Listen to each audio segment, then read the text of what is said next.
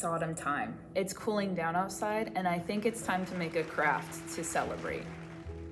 What are we making? Well, glad you asked. Today we're going to be making pumpkin pinch pots out of clay. I've never worked with clay before. Oh, that's okay. My name is Erin, and I'm at the Guadalupe Library with Maricopa County Library District. I'm going to be talking a little bit about different types of clay and giving you step-by-step instructions on how to make your own pinch pot at home.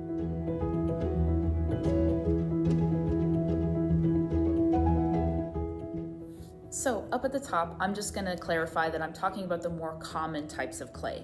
There are so many types and varieties, but we're going to keep it simple. The first that we're going to talk about is fire clay.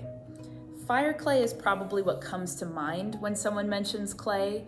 It has lots of varieties and uses. It can be sculpted, it can be thrown on the wheel, and it can even be fired in a kiln. Ooh, fire! Careful. Hot!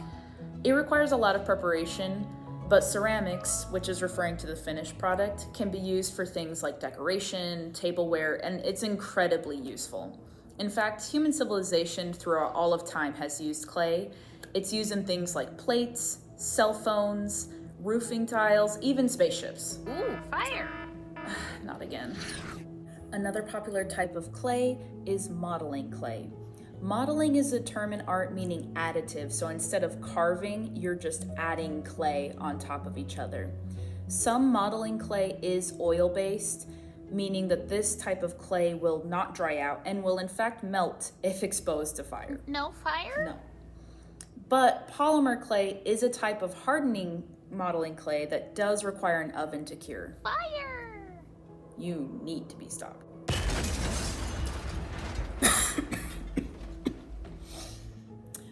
What I'll be using today is an air dry clay. It's an affordable option with no heat required for curing it. Downside for that is that unlike fire clay, I won't be able to eat off of this, so it will be purely decorational. Well, let's get to it.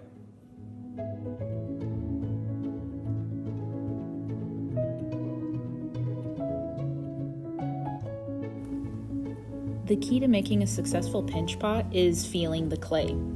You're feeling the width of the clay with your fingers. If one wall is too thin, it's going to dry faster than the thicker wall. The change in the drying between the walls will create cracks. So my advice is just to take it slow. If you feel like you need to start over, just do it. Each effort's going to teach you something new as long as you're paying attention to what you've done. Before we get started, we're going to need to set some things up. First, you're going to need a place to work, preferably somewhere clean where you don't mind a little mess. Once you get started working with the clay, your hands will get messy. I'm going to be using water and toothpicks in order to make our pumpkin pinch pot. Now it's time to get our clay out. Go ahead and grab a couple handfuls of clay. I usually try to keep them clementine sized, and we're going to set one off. That will be our extra clay, and the clay we'll use to make the lid. Your clay may be a little tough when you first work with it. The more you move it, the more your hands will warm up the clay and make it easier to work with. If you're noticing cracks in your clay and you're using fire clay or air dry clay like me, go ahead and add some water to it. If you're noticing major splits, you can take a little piece of your clay and put it where it's split. Smooth it out and it will be good as new.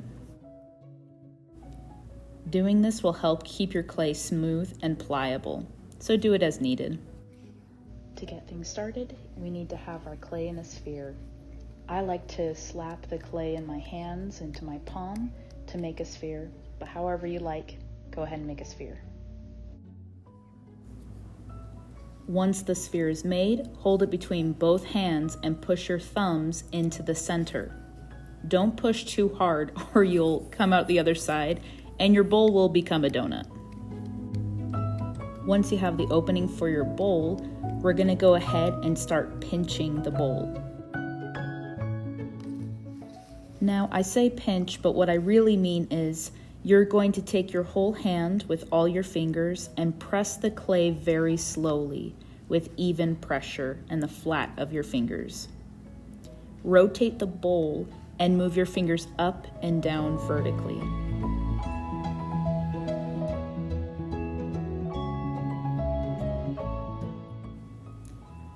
The pot is done when the walls are even and you're satisfied with the thickness of the walls.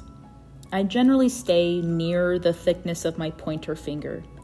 Any thinner and it may be too fragile to survive decorating and drying, and whatever circumstance may happen to it later.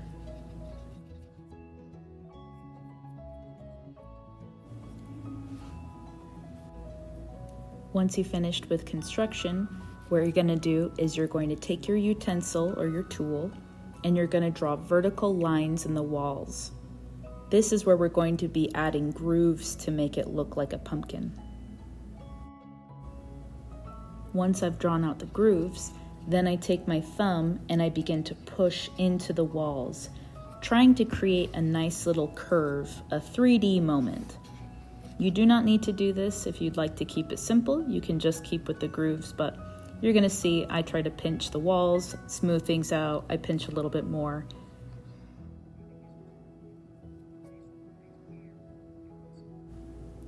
Once you're done drawing the grooves of the wall, you can now push in with your fingers to create more of a curve on the outside. What I like to do is I like to push the outside while pushing the inside with another finger you can see here.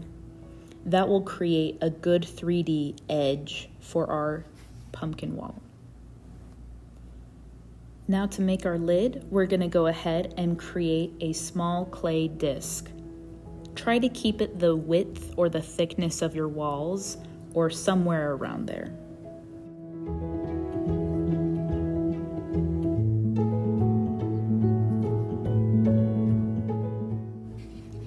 Now my lid is looking like a hockey puck on top of the pot, so what I do is I'm going to cut the edges a little bit to give it a nice little curve so it will blend better into the body of my pot.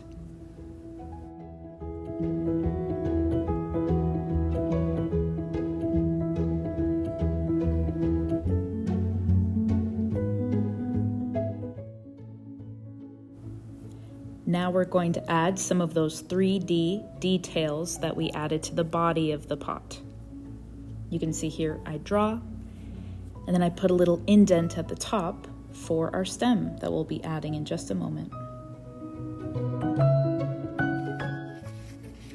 Now to create our stem, we're going to take a small amount of clay and we're going to roll it with the palm of our hand, creating a small coil or snake of clay. We can trim that, add details.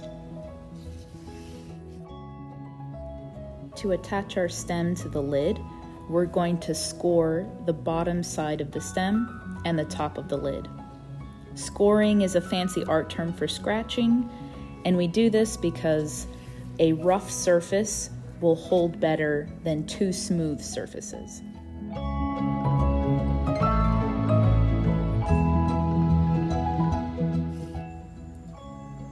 Now all we have left to do is let your pinch pot finish curing. If you're using an air dry clay like me, it'll just take a couple of days of drying out in the air. For others, you may need to use the oven or a kiln, depending on what kind you're using. Make sure to read the label of the package, let it cure, and if you're using air dry clay like me, you can paint your pot. Thanks for watching. Happy crafting!